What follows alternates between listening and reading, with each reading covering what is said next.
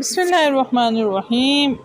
السلام علیکم ورحمۃ اللہ وبرکاتہ۔ امید سحر کے پلیٹ فارم سے ڈاکٹر رقیہ عباسی آپ کی خدمت میں حاضر ہیں۔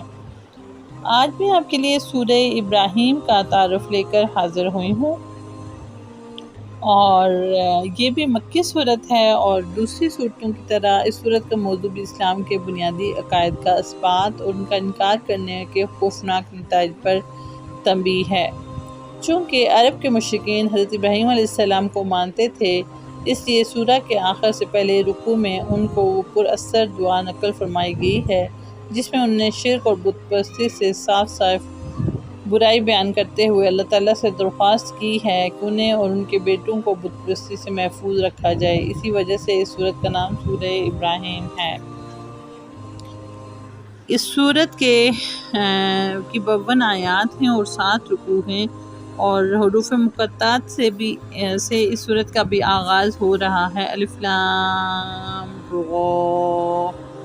اے پیغمبر، یہ ایک کتاب ہے جو ہم نے تم پر نازل کی ہے تاکہ تم لوگوں کو ان کے پروردگار کے حکم سے اندھیروں سے نکال کر روشنی میں لے آؤ۔ اسی لیے کہا جاتا ہے کہ آج بھی ہو جو ابراہیم کا ایمان پیدا آ کر سکتی ہے اندازے گلستان پیدا، یعنی اس ذات کے راستے کی طرف جس کا اقتدار سب پر غالب ہے اور جو ہر تعریف کا مستحق ہے۔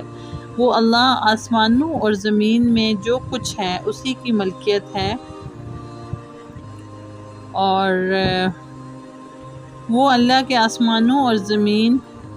میں جو کچھ ہے اسی کی ملکیت ہے، اور افسوس ہے ان لوگوں پر جو حق کا انکار کرتے ہیں، کیونکہ انہیں سخت عذاب ہونے والا ہے۔ وہ لوگ جو آخرت کے مقابلے میں دنیا کی زندگی کو پسند کرتے ہیں اور دوسروں کو اللہ کے راستے پر آنے سے روکتے ہیں اور اس میں ٹیڑھ تلاش کرتے رہتے ہیں، وہ پرلے درجے کے گمراہی میں مبتلا ہیں۔ اور ہم نے جب بھی کوئی رسول بھیجا خود اس قوم کی زبان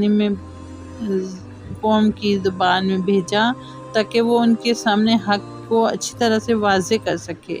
پھر اللہ جس کو چاہتا ہے گمراہ کر دیتا ہے اور جس کو چاہتا ہے ہدایت دے دیتا ہے، اور وہی ہے جس کا اقتدار بھی کامل ہے اور جس کی حکمت بھی کامل ہے۔ اور ہم نے موسیٰ کو اپنی نشانیاں دے کر بھیجا کہ اے اپنی قوم کو اندھیروں سے نکال کر روشنی میں لاؤ، اور وہ مختلف لوگوں کو اللہ نے خوشحالی اور بدحالی کے جو دن دکھائے ان کے حوالے سے انہیں نصیحت کرو۔ حقیقت یہ ہے کہ ہر وہ شخص جو صبر اور شکر کا خوگر ہے،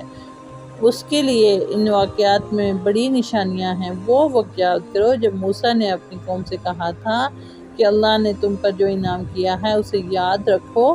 اس نے تمہیں فرعون کے لوگوں سے نجات دی جو تمہیں بدترین تکلیفیں پہنچاتے تھے اور تمہارے بیٹوں کو ذبح کر ڈالتے تھے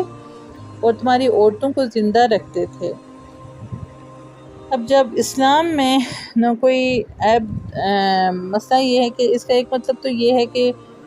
وہ اسلام میں کوئی عیب تلاش کرتے رہتے ہیں تاکہ انہیں اعتراض کا موقع ملے، اور دوسرا مطلب یہ ہے کہ وہ اسی فکر میں لگے رہتے ہیں کہ قرآن و سنت میں کوئی بات ان کی خیالات اور خواہشات کے مطابق مل جائے تو اس کو اپنے باطل نظریات کی تائید میں پیش کریں۔ کفار مکہ کا ایک اعتراض یہ بھی تھا کہ قرآن عربی زبان میں کیوں اتارا گیا ہے، تو یہ اس صورت میں ان لوگوں کو اس کا جواب دیا گیا ہے کہ جو بھی ہم نے نبی بھیجا اس کی اپنی زبان میں ہم نے کتاب نازل کی تاکہ لوگوں کو سمجھنے میں آسانی ہو۔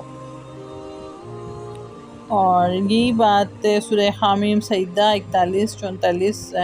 سے 44 آیات میں فرمائی گئی ہے، یعنی جو کوئی حق کا طلبگار بن کر اس کو پڑھتا ہے تو اللہ تعالیٰ ان کو ہدایت دے دیتے ہیں، اور جو شخص ضد اور عناد کے ساتھ پڑھتا ہے اسے گمراہی میں بھٹکتا چھوڑ دیتے ہیں۔ اور یہ اللہ کی کھلی نشانیاں ہیں، اور رب العزت نے اس میں بہت ساری، اس کی ہر آیت میں، اس کی ہر لفظ میں حکمت پوشیدہ ہے۔ حضرت علی رضی اللہ تعالیٰ عنہ کا فرمان ہے کہ اگر میں ساری عمر لگا رہا ہوں تو میں ایک بسم اللہ کے بے کی تشریح نہیں کر سکتا، اور کئی اونٹ جو ہے نا اس کی تشریح اگر میں کروں تو کئی میں بوریاں بھر کر اونٹوں پر لاد دوں لیکن پھر بھی اس کی تشریح ختم نہیں ہوگی، یعنی کہ ایک صرف با لفظ میں اتنی زیادہ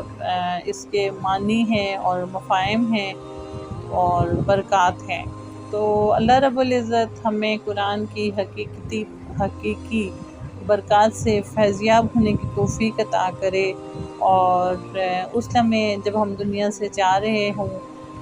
یہ مالک حقیقی اس قرآن کو ہمارا ہم نوا بنا دے اور اس قرآن کو ہمارا ساتھی بنا دے۔ جزاک اللہ خیر، سلامت رہیے اور اپنے اہل و عیال میں قرآن کی روشنی تقسیم کرتے